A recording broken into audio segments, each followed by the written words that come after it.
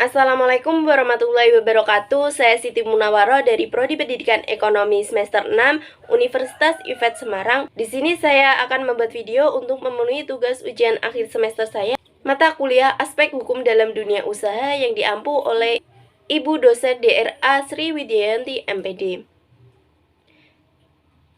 Di sini saya memilih tema tentang perlindungan konsumen. Apa sih itu perlindungan konsumen?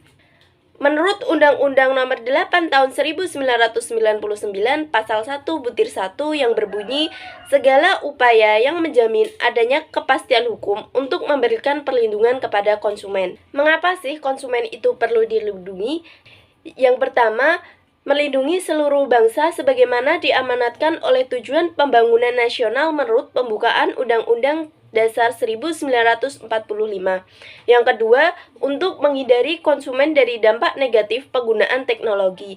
Ketiga, untuk melahirkan manusia-manusia yang sehat rohani dan jasmani sebagai pelaku-pelaku pembangunan yang berarti untuk menjaga kesinambungan pembangunan nasional. Dan yang keempat, untuk menjamin sumber dana pembangunan bersumber dari masyarakat. Ada 5 asas dalam perlindungan konsumen. Yang pertama, asas manfaat adalah segala upaya dalam menyelenggarakan perlindungan konsumen harus memberikan manfaat yang sebesar-besarnya bagi kepentingan konsumen dan pelaku usaha secara keseluruhan. Yang kedua, asas keadilan adalah memberikan kesempatan kepada konsumen dan untuk memperoleh haknya dan melaksanakan kewajibannya secara adil.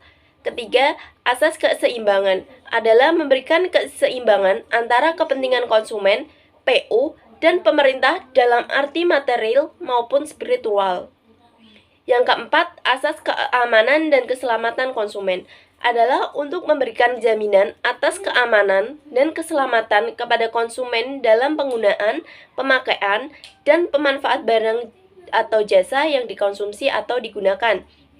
Yang kelima, asas kepastian hukum adalah pelaku bisnis dan konsumen menaati peraturan hukum. Tujuan perlindungan konsumen yang pertama, meningkatkan kesadaran, kemampuan, dan kemandirian konsumen untuk melindungi diri. Yang kedua, mengangkat harga dan martabat konsumen dengan cara menghindarkan dari efek negatif pemakaian barang dan jasa. Yang ketiga, meningkatkan pemberdayaan konsumen dalam memilih, menentukan, menuntut hak-haknya sebagai konsumen. Yang keempat, menetapkan sistem PK yang mengandung unsur kepastian hukum dan keterbukaan informasi serta akses untuk mendapatkan informasi. Yang kelima, membutuhkan kesadaran PU mengenai pentingnya PK sehingga tumbuh sikap yang jujur dan bertanggung jawab dalam berusaha. Yang keenam, meningkatkan kualitas barang dan jasa yang menjamin kelangsungan usaha produksi barang, kesehatan, kenyamanan, dan keamanan. Adapun hak konsumen yaitu yang pertama, hak atas kenyamanan, keamanan, keselamatan dalam mengonsumsi barang dan jasa. Yang kedua, hak untuk memilih dan mendapatkan barang-barang atau jasa sesuai dengan nilai tukar dan kondisi serta jaminan yang dijanjikan. Yang ketiga, hak atas informasi yang benar, jelas, jujur mengenai kondisi dan jaminan barang atau jasa. Yang keempat, hak untuk didengar pendapat dan keluhannya atas barang atau jasa yang digunakan. Yang kelima, hak untuk mendapatkan advokasi, perlindungan dan upaya penyelesaian sengketa perlindungan konsumen secara patuh. Yang keenam, hak untuk mendapatkan pembinaan dan pendidikan konsumen. Yang ketujuh, hak untuk perlindungan atau dilayani secara benar dan jujur serta tidak diskriminatif. Yang kedelapan, hak untuk mendapatkan kompensasi, ganti rugi, atau penggantian apabila barang atau jasa yang diterima tidak sesuai dengan perjanjian atau tidak sebagaimana mestinya. Yang kesembilan, hak-hak diatur dalam ketentuan perundang-undangan dan lain-lainnya. Konsumen juga memiliki kewajiban. Yang pertama, membaca atau mengikuti petunjuk informasi dan prosedur pemakaian atau pemanfaatan barang atau jasa demi keamanan dan keselamatan. Yang kedua, beritikat baik dalam melakukan transaksi pembelian barang atau jasa. Yang ketiga, membayar sesuai dengan nilai tukar yang disepakati. Dan yang keempat, mengikuti upaya penyelesaian hukum sengketa. Selain itu, ada juga hak dari pelaku usaha. Yang pertama, hak untuk menerima pembayaran yang sesuai dengan kesepakatan mengenai kondisi dan nilai tukar barang atau jasa yang diperdagangkan.